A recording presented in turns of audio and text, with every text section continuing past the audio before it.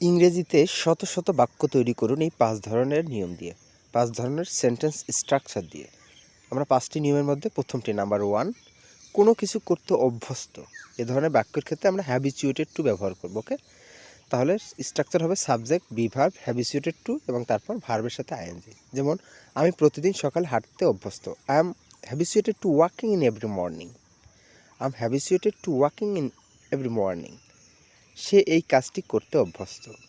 He is habituated to doing this work. সে পরীক্ষায় নকল করতে অভ্যস্ত।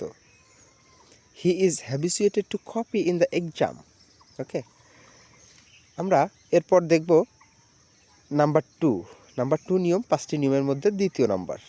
এখন কোনো কিছুর ব্যাপারে নিশ্চিত এ ধরনের বাক্য থাকলে আমরা ব্যবহার করব subject, be verb, sure of অথবা শিওর অ্যাবাউট, তারপর সামথিং অথবা ভার্ব থাকলে ভার্বের সাথে আইএনজি। ওকে, আমি তার সফলতা সম্পর্কে নিশ্চিত।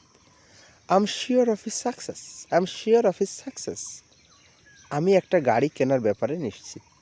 I am sure of buying a car. এখানে বাই হলো ভার্ব, তাই ভার্বের সঙ্গে আইএনজি। আমি তার যাওয়া সম্পর্কে নিশ্চিত, তাহলে এটা কী হবে? I am sure of his going. I am sure of his going. এখন আমরা দেখব তৃতীয় নাম্বার নিয়ম, 5টি নিয়মের মধ্যে 3 number. Would rather. Would rather কথাটির অর্থ হলো বরং।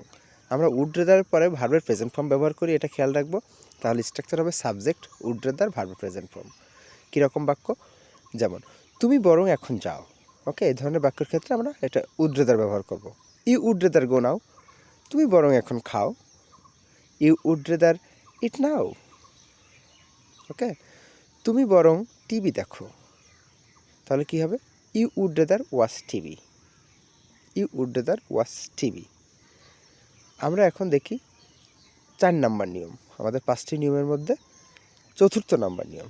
এখানে এটাও বরং, তবে এটা হলো বরং এটা করব তবু ওটা করব না, এ ধরনের বাক্যে আমরা সাবজেক্ট উড রেদার, তারপর ভার্বের প্রেজেন্ট ফর্ম, দেন আবার ভার্বের প্রেজেন্ট ফর্ম। ওকে, আমি বরং ভিক্ষা করব তবু চুরি করব না। আমি বরং ভিক্ষা করব তবু চুরি করব না। I would rather beg then thief. আমি বরং খেলবো তবু টিভি দেখব না। তাহলে কী হবে? I would rather play then watch TV. দেনের পর ভার্বের প্রেজেন্ট ফর্ম ওয়াচ, ভার্বের প্রেজেন্ট ফর্ম। আমি ফেল করব তবু নকল করব না। তাহলে কী হবে এটা? I would rather fail then copy. I would rather fail then copy.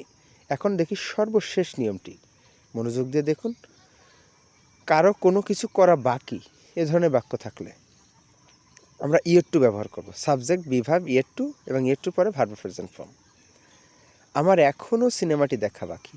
কোনো কিছু করা বাকি, আমার এখনও সিনেমাটি দেখা বাকি। I'm yet to watch the cinema.